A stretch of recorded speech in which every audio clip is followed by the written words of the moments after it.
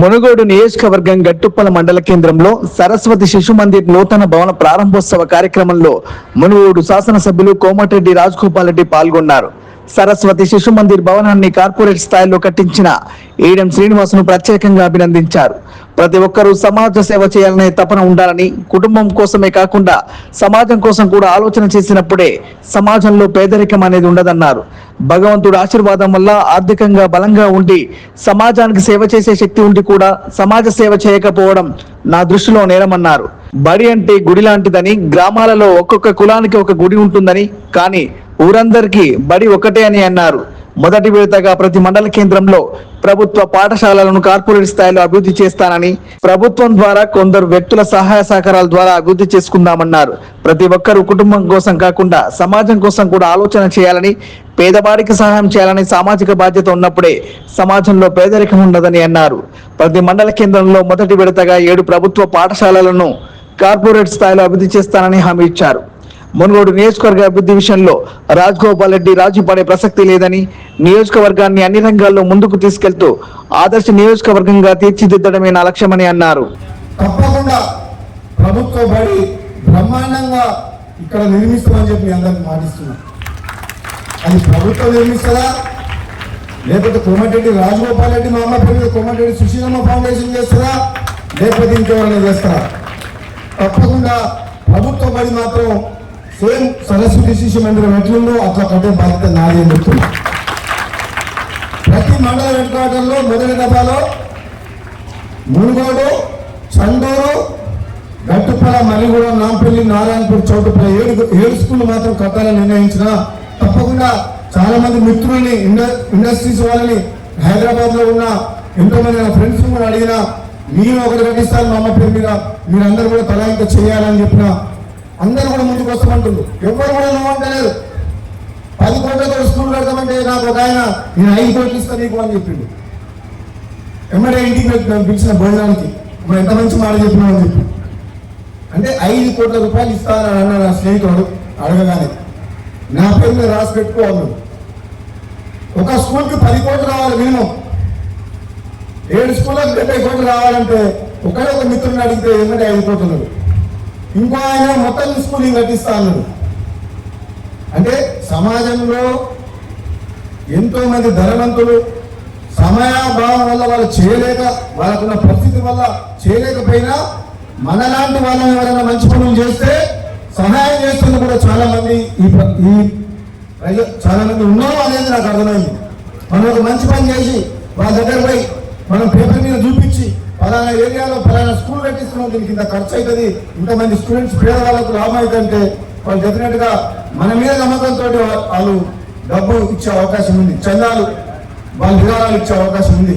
కాబట్టి గట్టుప్పల మండలంలో హెడ్ క్వార్టర్లో తప్పకుండా ప్రభుత్వ బడి, ప్రభుత్వ ఆసుపత్రి ఎట్లుండాలంటే ఏ పేదవాడు కూడా కార్పొరేట్ హాస్పిటల్ పోవద్దు. ఏ పేదవాడు కూడా ఏ రోగం వచ్చినా సరే కార్పొరేట్ హాస్పిటల్ పోయి లక్షల రూపాయలు వాళ్ళకి అప్పులు చేసి వాళ్ళ పిల్లల్ని కాపాడుకోవాలి, వాళ్ళ ఆరోగ్యం కాపాడుకోవాల్సిన పరిస్థితి ఏర్పడింది. మరి ప్రభుత్వం ఉంది దేనికి? ప్రభుత్వం ఉన్నది విద్య, వైద్యం అందించాల్సిన బాధ్యత ప్రభుత్వం మీద ఉన్నది. ఈరోజు మనం ప్రజలకు ఇస్తుంటే, పేదవాళ్ళకి చేస్తుంటే వాళ్ళ కళ్ళల్లో సంతోషాన్ని చూసిన తర్వాత వాళ్ళకు ఆ సమయంలో మనకు వచ్చే తృప్తితోటి మనం 10 రూపాయలు ఖర్చు పెడితే 100 రూపాయలు భగవంతుడు మనకి ఇస్తాడు. అందుకనే ఈ చెయ్యి ఇట్లా పిడికిని ఇట్లా పెట్టుకోవద్దు. ఈ పిడికిని ఇట్లా తెచ్చి పెడితే భగవంతుడు పైనుంచి దారా మనకు వస్తుంది, భగవంతుడు ఇస్తుంటాడు మనకు. ఇది మూస్తే మనకు రావడం ఆగిపోతుంది. ఎప్పుడు ఇది తెచ్చే పెట్టాలి. ఎందుకంటే మనం పోయేటప్పుడు మనం 1000 ఏళ్ళు బతకం, మనం పోయేటప్పుడు ఏం తీసుకుపోయేది లేదు. కానీ బతికిన రోజులు సంతోషంగా 10 మంది కళ్ళల్లో సంతోషం చూసి నేను ఈ 10 మంది కుటుంబాలని, 100 కుటుంబాలని, ఈ గ్రామానికి, ఈ ప్రాంతానికి నేను సేవ చేసిన ఒక తృప్తితోటి మనం బతికిన రోజులు బతికే దాని నుండి ఆ తృప్తి వేరు, ఆ గౌరవం వేరు. అలాంటి వ్యక్తులు సమాజంలో ఉన్నప్పుడు పేదరికం ఉండదు, సమస్యలు ఉండవు. నేను ఒకటే భావిస్తున్నా, ఎడం శ్రీనివాస లాగా అందరం ఆలోచించాలి. ఒక ఆయన అంటే నాకు అంత శక్తి లేదు, ఆయన అంటే సంపాదించిన కోట్ల రూపాయలనే నాకు చేస్తున్నాను అంటాడు. అందరికి కోట్ల రూపాయలు ఉండవు. వందల కోట్లు వేల కోట్లు అవసరం లేదు. దానం చేసే బుద్ధి ఉండాలి, సహాయం చేసే గుణం ఉండాలి, అయ్యో అనే గుణం ఉండాలి. అయ్యో అనే ఉండాలా, అయ్యో పాప అనే గుణం ఉండాలి. అంటే మానవత్వం, అంటే చెలించే మనస్తత్వం ఉండాలి మనిషికి. అప్పుడు మనసు ఉంటే మార్గం ఉంటుంది అన్నట్టు. నువ్వు ₹1,00,000 ₹1,00,00,000 కాదు. ఒక ముసలమ్మ ఒక గుడిసెల ఎండకెండి వాన తెలుస్తుందంటే నువ్వు 10,000 20,000 ఇచ్చి 2 రేట్లు వేయించావు, ఒక నీడ కల్పించావు అనుకో, అది కూడా దానమే, అది కూడా మానవత్వమే. దాంట్లో ₹1,00,000 ₹10,00,000 అవసరం లేదు. అది మానవత్వం చాటుకున్నట్టు.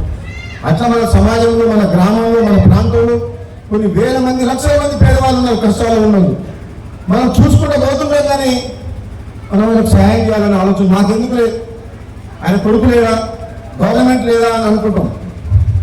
కానీ ఎవరి కోసం మనం ఆలోచించి మనం చేసుకుని మొదలు పెడితే మనం చూసి ఒక 100 మంది వస్తారు. అరే ఫలానా రాజగోపాల్ రెడ్డి చేసింది కదా, నేను కూడా చేస్తాను, ఒక 10 మంది తయారవుతారు.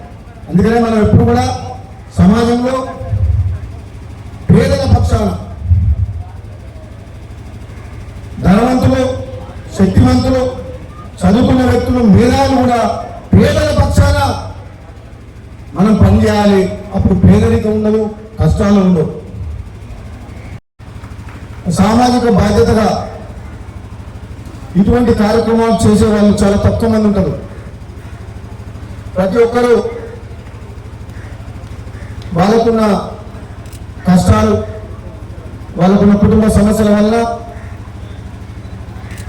ప్రజలకు సేవ చేయలేని వాళ్ళు ఎంతోమంది ఉంటారు. వాళ్ళని మనం తప్పు పెట్టకూడదు.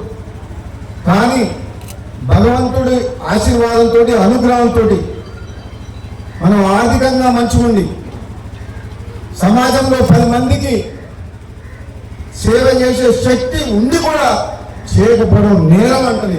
తప్పు కాదు, నేరం. మనకు భగవంతుడి ఇచ్చే శక్తిని అన్ని రకాలుగా, ఆర్థికంగా కావచ్చు, జ్ఞాన రూపంగా కావచ్చు, అన్ని రకంగా ఇచ్చే శక్తిని మనం మన కుటుంబ సభ్యులతో పాటు 10 మందికి పనికొచ్చేట్టు సమాజంలో చేసినప్పుడే, 10 మందిని కాపాడినప్పుడే మన జీవితం పూర్తయినట్లు లెక్క. లేదంటే కేవలం మన భార్య పిల్లల కోసమే బతుకుతాం, నా పిల్లల కోసమే నేను సంపాదించిన అంత దాన్ని రాసిస్తా, నా పిల్లల తర్వాత నా మనవరాళ్ళ పిల్లిని చేస్తా, నేను సంపాదించిన ఆస్తిపాస్తులు వాళ్ళకే చెందాలి అనుకోవడం మాత్రం కరెక్ట్ కాదు. ప్రతి ఒక్కరిలో ఒక సామాజిక బాధ్యత రావాలి. ప్రతి ఒక్కరం కూడా మనకున్న దాంట్లో మన రూపాయి సంపాదిస్తే ఒక 10 రూపాయలు పేదవాళ్ళకు సాయం చేయాలనే ఆలోచన ఇక్కడ ఉన్న ప్రతి ఒక్కరం సమాజంలో చేయాలి. అప్పుడే పేదరికం అనేది ఉండదు. లేదు అన్ని ప్రభుత్వమే చేయాలంటే అది అయ్యే పని కాదు. అన్ని ప్రభుత్వ బడులు, ప్రభుత్వ ఆసుపత్రులు, పేదవాళ్ళకు కానీ కష్టాలు ఉన్న పేదవాళ్ళకి సాయం అన్ని ప్రభుత్వం చేయాలంటే కాదు. కొన్ని ఆర్థికంగా బలంగా ఉన్నోళ్ళు, గట్టుపల్లి గ్రామంలో ఒక ఎన్ని కుటుంబాలు ఉంటాయి? 2,000 కుటుంబాలు ఉంటాయి. దాదాపు 2,000 గడపలు ఉంటాయి. ఈ గ్రామంలో ఉండి ఆర్థికంగా ఉన్న వాళ్ళు, లేదంటే వ్యాపార పరంగా, ఉద్యోగ పరంగా గ్రామం నుంచి పోయి హైదరాబాద్లో ఎక్కడ, ఏ ప్రపంచంలో ఎక్కడున్నా సరే ఆర్థికంగా ఉన్న వాళ్ళు పుట్టిన గడ్డకు రుణం తీర్చుకోవాలంటే తప్పకుండా వాళ్ళు ఇటువంటి కార్యక్రమాలు చేయాల్సిన అవసరం ఉంది అని చెప్పి మేము అందరం మనవి చేస్తున్నాం.